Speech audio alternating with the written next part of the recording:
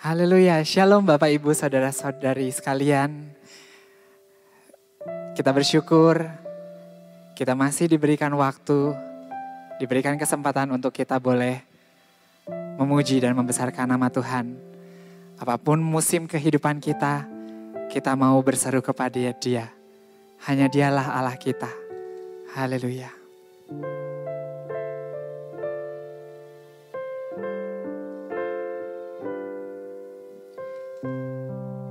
Mari kita satukan hati kita mau katakan. Takkan ku ragu Tuhan, janji-Mu yang menghidupkanku, hanya padamu Tuhan ku berseru dan mataku tertuju padamu. Kau selalu punya cara untuk menolongku. Kau selalu punya jalan keajaiban-Mu. Kau dahsyat dalam segala perbuatan-Mu, dan ku tenang di dalam cara-Mu.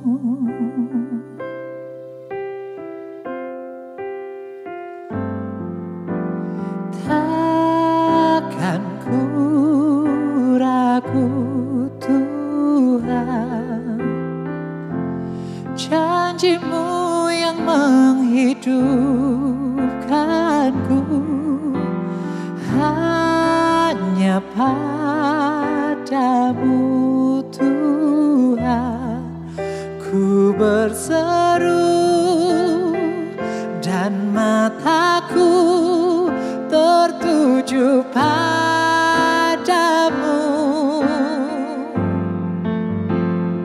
Kau selalu punya cara untuk menolongku. Kau selalu punya jalan keajaiban-Mu. Kau dahsyat dalam segala perbuatan-Mu, dan ku tenang di dalam cara-Mu. Kau selalu punya cara untuk menolongku. Kau selalu punya jalan keajaiban-Mu.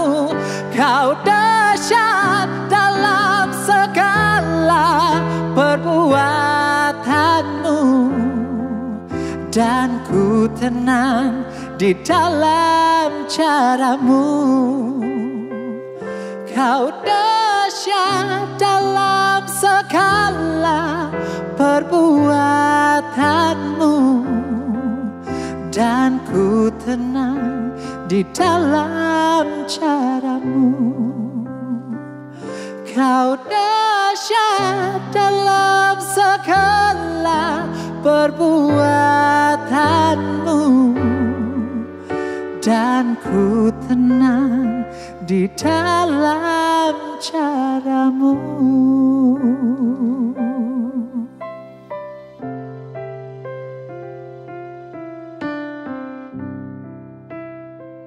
Selamat pagi, saudara-saudara. Selamat bertemu dalam ibadah pada minggu hari ini. Mari sebelum kita masuk dalam ibadah, kita akan tundukkan kepala, kita mohon pimpinan Tuhan di dalam ibadah dari awal, pertengahan sampai akhirnya. Mari kita tundukkan kepala dengan kerendahan hati, kita datang di hadapan hadirat Allah yang kudus. Puji Tuhan. Allah Bapa di dalam sorga, Bapa yang kami puji, kami sembah di dalam pribadi Yesus Kristus yang sudah menjadi Tuhan Juru Selamat hidup kami. Terima kasih waktu dan kesempatan yang kembali Engkau anugerahkan kepada kami sekalian. masuk di dalam ibadah hari Minggu ini. Hamba menyerahkan pemberitaan firman Allah yang boleh hamba siapkan di dalam tangan pimpinanmu. Biarlah Engkau yang bekerja, Engkau yang berbicara di dalam diri kami masing-masing. Terima kasih Tuhan, ampuni segala dosa, kesalahan, pelanggaran, kata-kata yang kami ucapkan, sikap, segala keinginan daging yang diwujudkan dalam perbuatan yang tidak mempermuliakan nama Tuhan Yesus. Kami mohon ampun di hadapan Tuhan. Baharui kami supaya kami dilayakkan oleh Tuhan menerima kebenaran firman Allah pagi hari ini. Demi nama Tuhan Yesus kami sudah berdoa dan mengucapkan syukur. Amin. Saudara-saudara kasih lihat Tuhan Yesus, firman Allah terambil dari Mazmur pasal yang ke-62 ayat 2 dan 3. Mazmur 62 ayat 2 dan 3. Hanya dekat Allah saja aku tenang, daripadanya lah keselamatanku. Hanya dialah gunung batuku dan keselamatanku, kota bentengku, aku tidak akan goyah. Amin.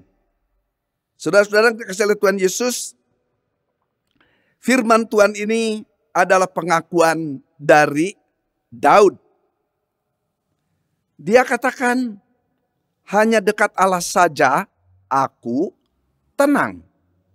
Kita mengucap syukur kepada Tuhan bahwa Allah memberikan janji, memberikan pengharapan kepada kita sekalian bahwa hanya dekat Allah saja aku tenang. Nah, saudara-saudara, hidup kita manusia ini sejak Kejadian pasal 3 sampai akhir perjanjian lama, masuk ke perjanjian baru, dan kita ada di zaman anugerah ini. Tapi realitanya dari abad ke abad, ini manusia gak pernah tenang.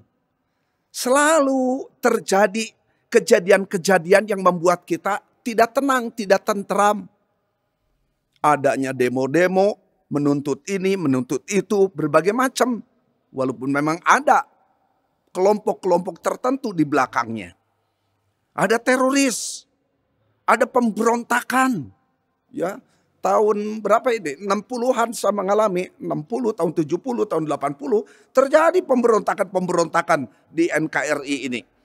Sampai kemudian kita juga mendengar, sampai sekarang terjadinya perang antar negara. Oleh karena itu, kita sekarang mengalami situasi yang tidak gampang nih. Ya, tidak ada serangan teroris, tidak ada perang. Tetapi kita tercekam masih dengan virus pandemik ini, COVID-19 ini yang masih merajalela. Di berbagai negara sudah lockdown, dibebaskan, lockdown lagi.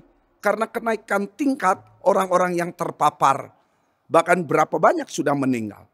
Kemudian ada berita-berita, tidak tahu akhirnya mana yang benar, mana yang fake, mana yang palsu, mana yang hoax. Ada yang katakan sudah 20 juta. Ada yang katakan sudah 40 juta terpapar seluruh dunia. Ini berita-berita yang mencekam, mengerikan. Saudara-saudara, kalau begitu timbul pertanyaan, kemana kita mau mencari tempat yang aman, yang tenang, yang damai? Dulu pernah ada katakan, kalau kita mempunyai uang, kita terbang ke luar negeri, di sana tenang. Sekarang kenyataannya justru lebih menakutkan di luar negeri dibandingkan dengan di Indonesia. Kemana tempat yang tenang? Dulu ada yang katakan, wah kalau saya punya uang, saya akan pergi ke gunung. Saya akan buat rumah, buat villa di sana. Saudara, apa terjadi? Gempa bumi menjelang kedatangan Tuhan Yesus yang kedua kali. Gempa bumi itu lebih rutin lagi terjadi. Lebih sering. Bukan ini menakutkan. Ada juga yang pernah katakan, wah saya kalau punya uang ingin dirikan rumah yang menghadap ke laut. Nah, saudara sudah duga apa yang saya maksud ini.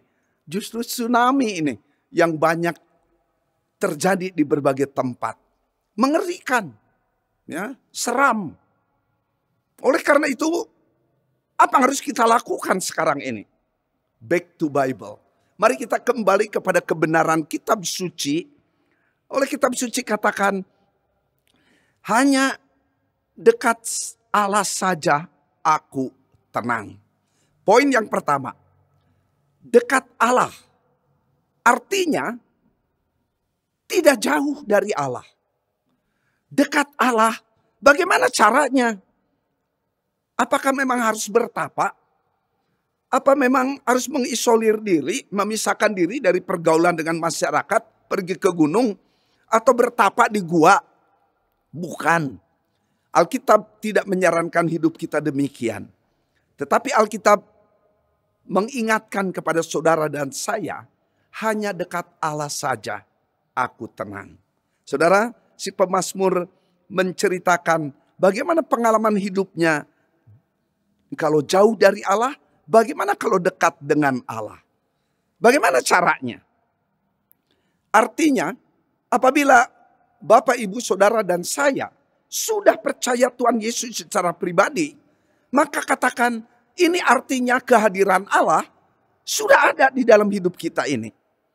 Maka hidup dekat dengan Allah berarti tetap beriman, tetap hidup penuh berserah, tetap percaya Allah hadir dalam hidup kita. Bagaimana nih caranya? Saya berdoa, saya berharap Bapak, Ibu, Saudara sekalian menciptakan satu persekutuan pribadi yang harmonis dengan Allah tiap-tiap hari. Nah, sekarang pertanyaan, apakah saudara sudah masuk dalam saat teduh? Menikmati kehadiran Allah dalam saat teduh? Membaca kepada firman Allah? Bergantung berapa banyak, sedikit atau banyak membaca firman Allah. Tapi saudara diberikan waktu 24 jam oleh Tuhan. Berapa jam yang saudara dan saya pakai untuk masuk dalam saat teduh? Apabila saudara dan saya sudah rutin masuk dalam saat teduh, di sana kita membaca Alkitab, bisa dari Alkitab manual ini, bisa dari gadget dengan berbagai bahasa. Wah, kita bersyukur untuk kemajuan teknologi toh. Saya mengucap syukur, walaupun saya terus terang, khotbah-khotbah saya sekarang dibandingkan dengan hamba-hamba Tuhan yang sesudah saya muncul, itu jauh lebih bagus. Lebih katakan bermakna. Saya sederhana di dalam menyampaikan kepada firman Allah. Saya bangga dengan mereka ini di GGP Maranatha Cimahi atau di luar. Saya mengucap syukur untuk ability, untuk God's gift, karunia-karunia yang Allah anugerahkan. Puji Tuhan. Generasi muda muncul, pengkhotbah-pengkhotbah muda, wah saya bangga. Puji Tuhan. Namun jauh lebih penting adalah apakah kita ini orang-orang Kristen katakan biasa, orang-orang yang menamakan diri hamba-hamba Tuhan, para pelayan, apakah mempunyai saat teduh pribadi masing-masing di hadapan Tuhan secara harmonis? Apabila tidak, Anda artinya tidak hidup dekat Allah. Mari kita wujudkan kerinduan kita kepada Allah dengan masuk di dalam saat teduh. Hidup dekat dengan Allah bergantung kepada saudara dan saya yang memutuskan. Namun apabila saya tidak masuk dalam saat teduh, rasanya ada sesuatu yang kurang dalam hidup saya ini. Nah, saudara-saudara, oleh karena itu dalam hidup kita mencoba berusaha untuk hidup dekat dengan Allah. Puji Tuhan, bukan saja sekarang secara pribadi, bahkan keluarga sekarang banyak waktu di rumah nih. Kenapa tidak menciptakan bersekutu dalam keluarga untuk berusaha hidup mendekatkan diri kepada Allah. Baik secara pribadi, keluarga, tetapi juga secara bersama-sama. Nah, sekarang saya bersyukur bahwa GGP Maranatha Cimahi tiap-tiap malam itu ada ibadah. Berapa banyak di antara saudara yang bisa bergabung? Oleh karena itu inilah waktunya, manfaatkan. Sudah berapa bulan ini kita di dalam suasana yang tidak enak ini, suasana yang sulit ini. Sudah 7 bulan nih ya. 7 masuk ke 8 bulan mungkin nih. Waduh, ini enggak gampang nih. ambruk segala tatanan hidup ini. Dunia pendidikan, dunia ekonomi, dunia keluarga. Kabupaten Bandung mencatat itu berapa ribu dalam 1 bulan itu yang cerai, saudara-saudara. Hancur keluarga. Dunia pekerjaan, dunia mengajar, dunia perawatan juga medis, rumah sakit, puskesmas, apapun. Kita saling mencurigai satu kepada yang lain. Ya. Tetapi dalam suasana begini, apa yang harus kita lakukan? Mari kita belajar hidup dekat dengan Allah. Bagi yang sudah biasa, puji Tuhan. Tapi yang belum, inilah waktunya. Waktunya kita hidup dekat dengan Allah. Masuk di dalam saat teduh pribadi. Masuk di dalam ibadah bersama-sama. Walaupun secara online. Tidak bisa bertemu. Saya tidak enak nih selama berapa bulan ini. Tidak bisa menyalami, tidak bisa ngobrol satu kepada yang lain untuk mewujudkan keakraban. Kapan ini akan berakhir? Saya belum tahu. Ya, ada yang memprediksi, wah ini sampai katanya bulan Januari. Ada yang memprediksi sampai bulan Maret. Ada yang katakan sampai nanti tahun depan. Wah, jangan ketemu entong manggih, mama saya katakan demikian. Suasana waktu zaman Jepang. Saya tidak mengalami suasana zaman Jepang. Tapi selalu dia suka cerita kepada kami. Jangan manggih, kata jangan ketemu lagi suasana kayak dulu.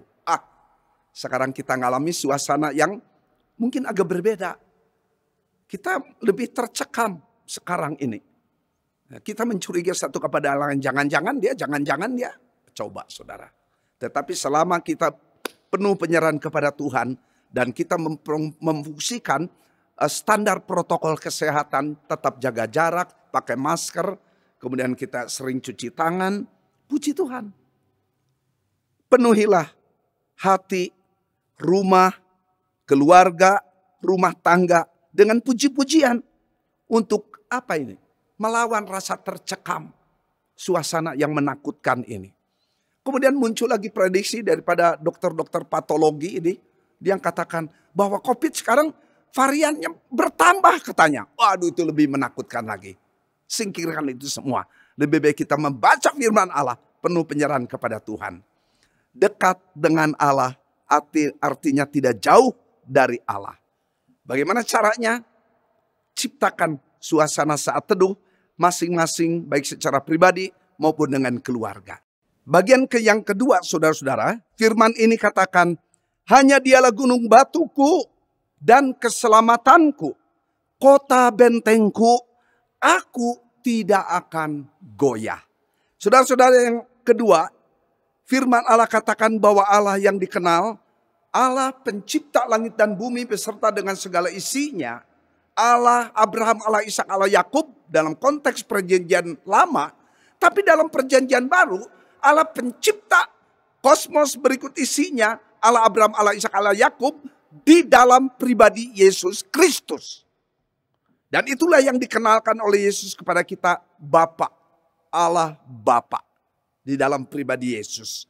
Oleh karena itu dilukiskan, digambarkan bahwa Allah di dalam pribadi Yesus adalah Allah gunung batu.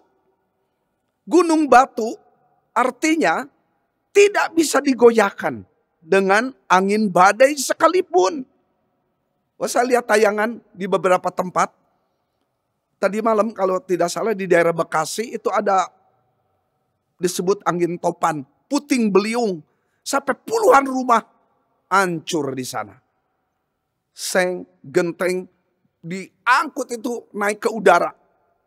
Apalagi kalau Bapak Ibu Saudara lihat di televisi tayangan di YouTube itu ada. Tentang apa? Tornado di Amerika. Tetapi sebuah barang termasuk mobil, tangki berat apapun, pesawat apapun. Kalau sudah terjadi tornado, tidak tahan itu terbawa semua terbang ke angkasa. Tetapi gunung batu itu tidak bisa digoyahkan dengan tornado apapun, angin topan apapun. Ia tetap. Itulah Allah yang kita kenal di dalam pribadi Yesus. Tak tergoyahkan. Kuat. Oleh karena itu Allah yang kita kenal sejak dalam perjanjian lama, perjanjian baru, dan pada zaman anugerah ini di dalam pribadi Yesus adalah Allah yang sama. Allah yang tidak berubah, never change. Yesus katakan, aku tetap sama. Baik kemarin, hari ini, sampai selama-lamanya. Ibrani 13 ayat 8. Yesus Kristus tetap sama, baik kemarin maupun hari ini dan sampai selama-lamanya. Amin. Saya mengucap syukur dari latar belakang non-Kristen boleh mengenal Tuhan Yesus secara pribadi. Saudara, oleh karena itu jikalau Allah adalah gunung batu saudara dan saya, mari, implikasinya adalah saudara dan saya harus saling menguatkan satu kepada yang lain. Dengan ibadah bersama, adanya kesaksian, adanya ibadah secara video call, live streaming, online, apapun namanya.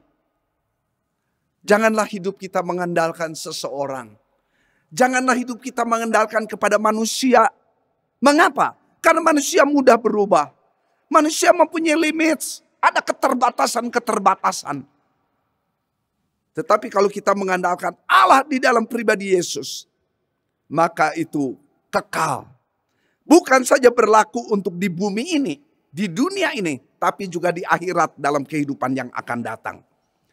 Oleh karena itu firman Tuhan di dalam Yeremia 17 ayat 5 katakan, beginilah firman Tuhan, terkutuklah orang yang mengandalkan manusia, yang mengandalkan kekuatannya sendiri, dan yang hatinya menjauh daripada Tuhan. Manusia terbatas, lemah. Ada saatnya manusia itu sombong, mempunyai sifat-sifat iblis di dalam dirinya. Mari setiap orang yang sudah hidup di dalam Yesus, beriman kepada Dia, maka Tuhan mengubahkan sikap hidup kita dengan segala karakternya. Apabila kita tidak hidup di dalam Yesus, hidup kita valueless. Tidak ada nilainya, tidak ada harganya. Saudara-saudara, hidup kita ini di luar Yesus adalah big zero, nol besar. Kita ini big nothing. Tapi kalau Yesus masuk dalam hidup kita ini, maka hidup kita menjadi berarti. Kita ini biji mata Allah. Kita ini bernilai di hadapan Tuhan. Itulah sebabnya ada orang katakan, hidup saya tidak berharga, hidup saya tidak ada nilai. Tapi kalau dia percaya kepada Yesus, bernilai. Itulah sebenarnya mengapa Yesus tinggalkan kenyamanannya di sorga. Masuk ke dalam dunia yang terbatas ini. Karena mengasihi Bapak Ibu Saudara sekalian. Mengasihi saya juga. Oleh karena itu, kedatangan Yesus ke dalam dunia ini jangan disia-siakan. Mari kita hidup dekat dengan Allah. Mengapa? Karena Allah kita adalah gunung batu. Dan Allah kita ini adalah sumber keselamatan. Sumber kehidupan bagi saudara dan saya. Kesimpulan dari firman Tuhan. Berbahagialah kita yang belajar hidup dekat dengan Allah. Karena Allah di dalam Kristus adalah pusat kepastian keselamatan bagi umat manusia. Jangan takut dengan realitas. Jangan takut dengan macam-macam ancaman apapun yang ada. Karena Allah kita sungguh-sungguh berdaulat. Ia Maha Kuasa. Puji Tuhan. Saya bersyukur kehadirat Allah yang kudus. Untuk segala janji yang Dia berikan. Yang memberikan pengharapan. Baik hidup di dunia ini maupun hidup yang akan datang. Apabila ada di antara kita sekarang hidup di dalam penderitaan apapun. Mari kita datang ke hadirat Allah yang kudus. Kita sujud di hadapan hadiratnya, penuh penyerahan kepada Dia.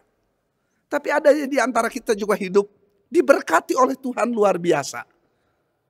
Saya mengucap syukur kepada Tuhan apabila Tuhan boleh memberkati putra putri, mantu, cucu yang Tuhan anugerahkan. Ada saatnya bergumul. Tapi ada saatnya Tuhan lepaskan kita dari berbagai pergumulan. Ada saatnya kita ngalamin sedih. Tapi ada saatnya Tuhan hiburkan hati kita. Luar biasa Allah kita di dalam Yesus.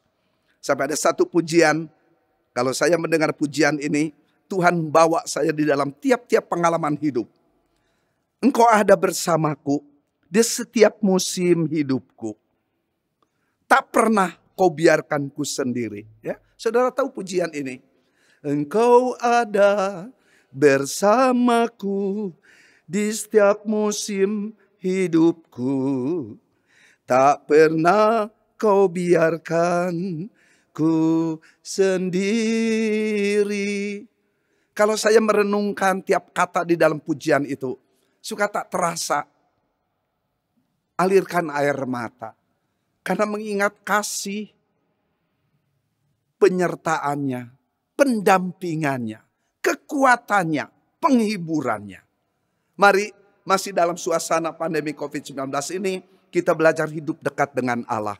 Karena Allah yang kita imani dalam Yesus, Allah gunung batu yang memberikan kepastian keselamatan, bukan mudah-mudahan. Saudara-saudara, tetaplah setia, tetaplah penuh penyerahan, tetaplah mengikut Yesus. Sampai Tuhan panggil kita masing-masing. Tapi selama Tuhan izinkan Bapak, Ibu, Saudara sekalian hidup dalam dunia ini, ada maksud Tuhan. Mari hidup kita boleh menjadi berkat bagi orang di sekitar kita, baik yang sudah di dalam Yesus maupun belum. Kita menjadi teladan, menjadi contoh yang baik, nama Tuhan Yesus sungguh dipermuliakan. Amin. Mari kita tundukkan kepala, kita berdoa. Allah Bapa di dalam sorga yang kami puji, kami agungkan dalam pribadi Yesus Kristus yang sudah menjadi Tuhan Juru Selamat hidup kami. Terima kasih Tuhan, waktu dan kesempatan yang Kau anugerahkan masih kami nikmati. Kami mengucap syukur apabila kebenaran firman Allah kembali berkumandang. Kami boleh mendengar dan itu boleh masuk dalam hati kami. Sampai relung hati kami yang terdalam.